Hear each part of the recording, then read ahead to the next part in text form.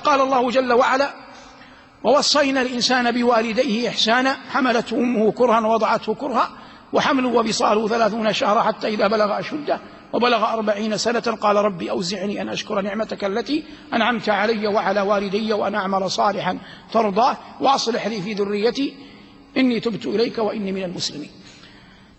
قول ربنا جل وعلا ووصينا، هذا يدل على أنه ينبغي للعبد أن يكون بره لوالديه، لأنهما وصية الله جل وعلا إليه. فلو تغيرت عليك والدتك وتبدل عليك والدك وأغلظ أحدهما في الخطاب أو كلفك أحدهما ما لا تطيق، فقبل أن تدفعك نفسك إلى أن ترفض تذكر أن العلي الأعلى أوصاك بهما، وكفاك والله شرفا أن تكون عبدا لله فتلتزم وصيته. وإنما في مثل هذا المقام يعرف مقام العبودية. العاقل يعرف أنه عبد لله لا يخرج عن سلطانه، وليس الأمر الذي يفصل في مقام العبودية ذلك الأمر الذي يتفق مع رغباتك ومطالبك وإن كان حقا، لكن الذي يفصل في مقام العبودية ذلكم الأمر الذي تتلقاه وهو يخالف هواك يخالف حالك، لكنك تقبله لأنك تعلم أنك عبد لربك. قال ربنا: وصينا الإنسان بوالديه إحسانا.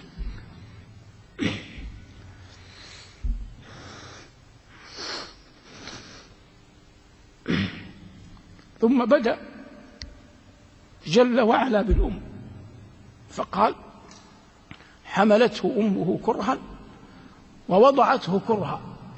وهذا يعني أن الأم لها ما ليس للوالد، ودل عليه حديث: أمك ثم أمك ثم أمك ثم أبوك. ومن الأخذ بهدي الله أن تجعل فارقا يسيرا في البر، لا تنقص من قدر برك لأبيك، لكن أكمل لأمك برها حتى تكون عبدا يفقه عن الله جل وعلا كلامه.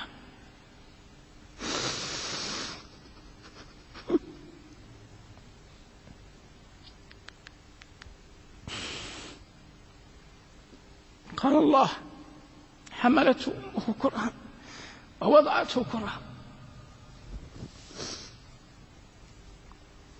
وحمله وفصاله 30 شهرا. فقه منها العلماء علميا أن مدة الحمل يمكن أن تصل ويحيا المولود إلى 6 أشهر، لأن الله قال: حولين كاملين لمن أراد أن يتم الرضاعة. ومعلوم أن الحولين 24 شهرا. وهنا قال: وحمله وفصاله 30 شهرا. ويقال إن علي رضي الله عنه أول من تنبه لهذا. وحمله وفصاله 30 شهرا حتى إذا بلغ أشده وبلغ 40 سنة. بعض الفضلاء يقول إن الأشد هي 40، والذي يظهر أن الأشد غير 40، لأن الله قال: حتى إذا بلغ أشده وبلغ 40 سنة. والعطف في الأصل في العطف المغايرة، الاشتراك في الحكم مع التغاير، فيصبح أنه مطالب في حالين اثنين أن يبر والديه أشد، حال أن يبلغ الأشد وهو 33. وأما إذا بلغ 40 فإن الله نص عليها فيما يبدو ولا نجزم أن الإنسان غالبا إذا بلغ 40 يكون له زوجة وأولاد، فيأتي في الآية ما ينبهه أن لا يشغله زوجته وأولاده عن بره لأبيه وأمه. فلا يقول: ولدي زوجتي رزقي مالي عملي، فأكد الله على سن 40 حتى لا يصرف العبد عن بر والديه في مثل هذا الحال، والعلم عند الله. قال ربنا: حتى إذا بلغ أشده وبلغ 40 سنة قال رب أوزعني أن أشكر نعمتك ولا بد أن تفقه أن برك لأمك أو لأبيك أو أي عمل صالح تأتيه إنما هو في أصله نعمة من الله عليك، فالله الذي هداك لأن تبرهما، وهذه نعمة جلة حقها أن تشكر. وهنا قال ربنا: قال رب أوزعني أن أشكر نعمتك التي أنعمت علي وعلى والدي وأن أعمل صالحا ترضاه. وبعض أهل العلم رحمهم الله من أهل التفسير يقول إن هذه الآية في أصلها تنصرف إلى الصديق رضي الله عنه وأرضاه، فلا أحد من الصحابة رضوان الله عليهم أجمعين بلا استثناء آمن أبواه إلا أبا بكر، آمن أبواه وزوجاته وأبناؤه وبناته رضوان الله تعالى عليه، وهي كرامة من الله له لم يؤتها أحد من الصحابة من في سنه قط. وهذا القول من حيث السند يقبل، لكن العبرة بعموم اللفظ لا بخصوص السبب، ومقام أبي بكر في الأمة أجل من أن يعرف به. قال ربنا: حتى إذا بلغ أشده وبلغ 40 سنة قال ربي أوزعني أن أشكر نعمتك التي أنعمت علي وعلى والدي وأن أعمل صالحا ترضاه. ثم كما أنه رأى في نفسه أنه وفق لبر أبويه أحب أن يبره أبناؤه وبناته، قال: وأصلح لي في ذريتي. ثم علم أنه مهما بلغ حاله لن يسلم من زلل، قال: إني تبت إليك وإني من المسلمين، يحب أن يندرج في ركب الإيمان وطريق الإحسان، كما قال الله عن عبده سليمان: وأدخلني برحمتك في عبادك الصالحين. قال ربنا: حتى إذا بلغ أشده وبلغ 40 سنة، فعلمه الله تبارك وتعالى ماذا يدعو به إذا بلغ 40. ولهذا قال العلماء إن هذا الدعاء نصا من أعظم أدعية القرآن التي يرجى إجابتها. هذا الدعاء نصا من أعظم أدعية القرآن وغير القرآن التي يرجى إجابتها، لأن الله جل وعلا علمه عباده حتى إذا بلغ أشده وبلغ 40 سنة قال ربي أوزعني أن أشكر نعمتك التي أنعمت علي وعلى والدي وأن أعمل صالحا ترضاه وأصلح لي في ذريتي إني تبت إليك وإني من المسلمين. لا يمكن لأحد أن يعبد الله إلا بتوفيق من الله، لا يمكن أحد أن يسدد ويوفق ويعان إلا إذا وفقه الله وأعانه الله. فالمرء إذا استشعر هذا وعرف ضعفه وعجزه طلب من الله جل وعلا التوفيق. قال ربنا ينبئ عباده ماذا يقولون كيف يعملون. قال ربي أوزعني أن أشكر نعمتك التي أنعمت علي. وشكر الله جل وعلا منزلة جليلة عظيمة من أعظم العطايا وأجل ما يمكن أن يعطى الإنسان من مقام. قال الله جل وعلا لكليمه موسى وكن من الشاكرين. وقال الله على خبر يوسف كما مر ولكن أكثر الناس لا يشكرون.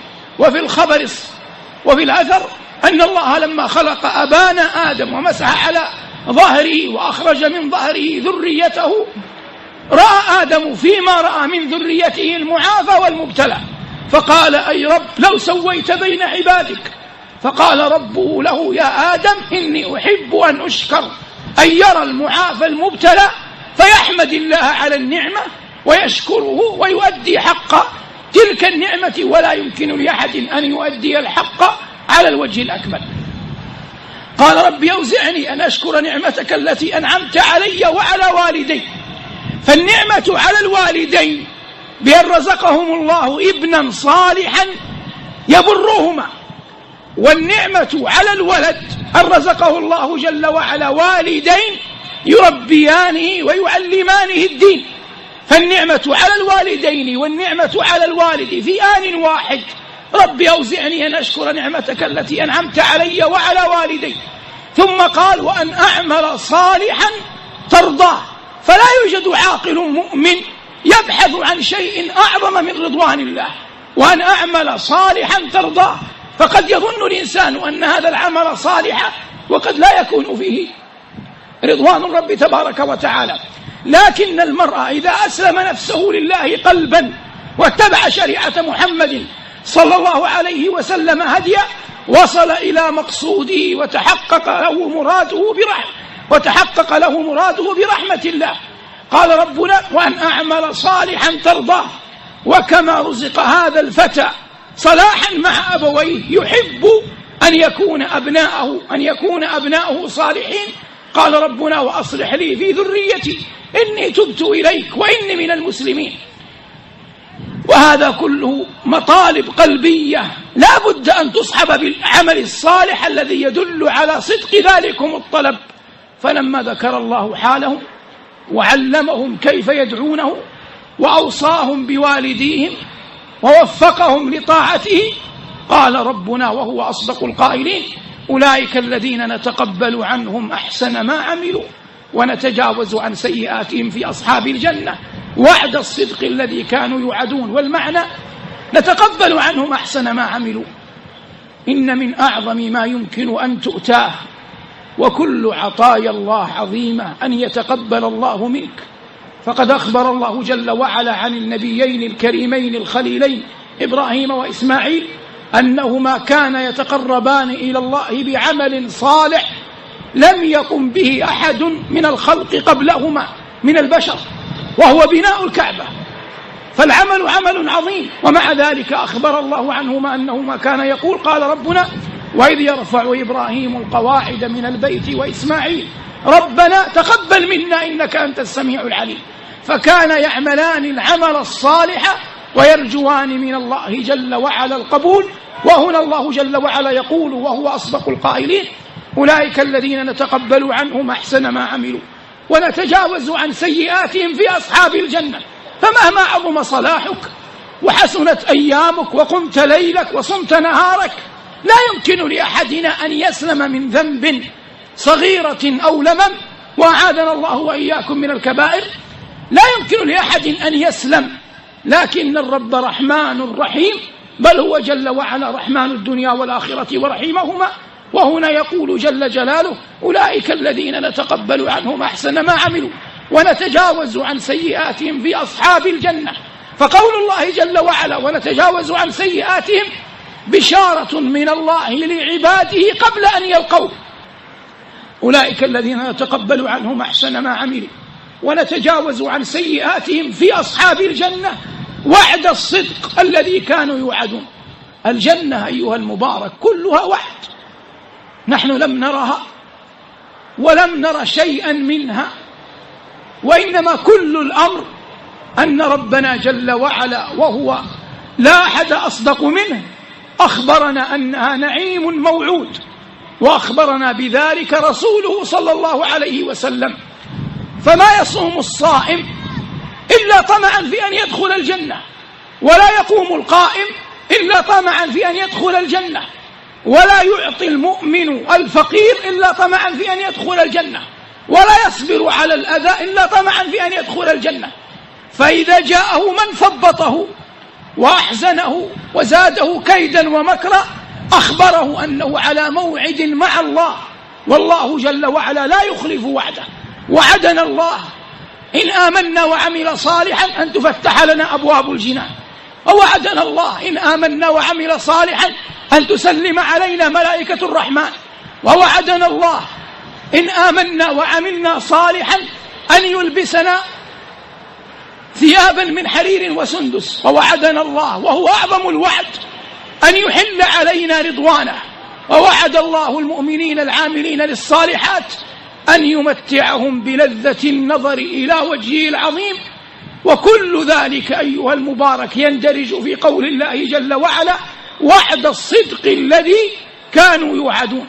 والمؤمن كما نقول مرارا وقاله أكابر من العلماء قبلنا إنما يسعى ويسعى ويصبر رجاء أن يتحقق له ذلكم الوعد. والله جل وعلا سمى الجنة وعدا في كتابه، قال ربنا: كان على ربك وعدا مسؤولا.